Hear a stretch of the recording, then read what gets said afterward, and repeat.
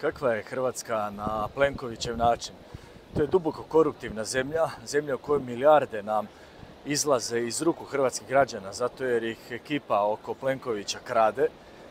To je zemlja nepotizma, zemlja u kojoj Plenković sve kontrolira, a onda, na primjer, evo Frane Barbarić, čovjek koji je u vrhu HDZ-a, Plenković kada ga brani tu mafiju oko sebe, hvarski kartel, onda ispada kao da je čovjek iz Angole i da ništa nije kriv za krađe koje su se u HEP-u dogodile.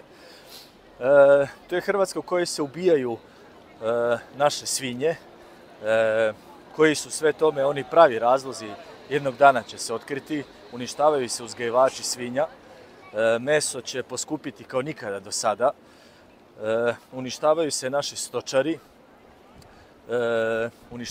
uništava se cijelo peradarstvo, naši najveći uzgajivači jaja se uništavaju, a onda pritom ukrajinskom milijarderu tajkunu koji na grbači sirotinje i rata u Ukrajini gomila svoje bogatstvo.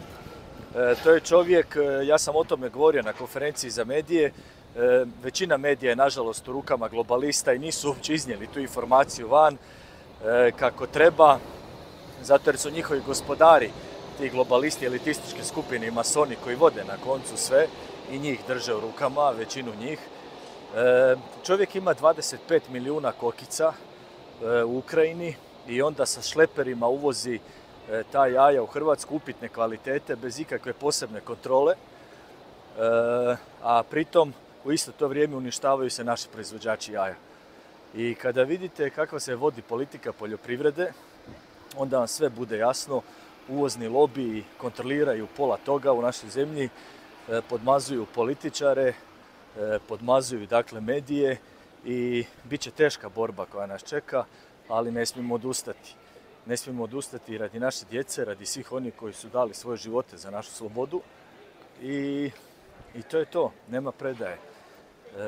Unatoč tome što su oni u poziciji moći i duboko su oholi i protkali su svojom koruptivnom mrežom cijelu našu zemlju, uvjeren sam da će mali David pobijediti i još jednom će povijest pisati najljepše priče kako su pali veliki Golijati ovoga svijeta i polomili zube na malom hrvatskom narodu. Tako neka bude.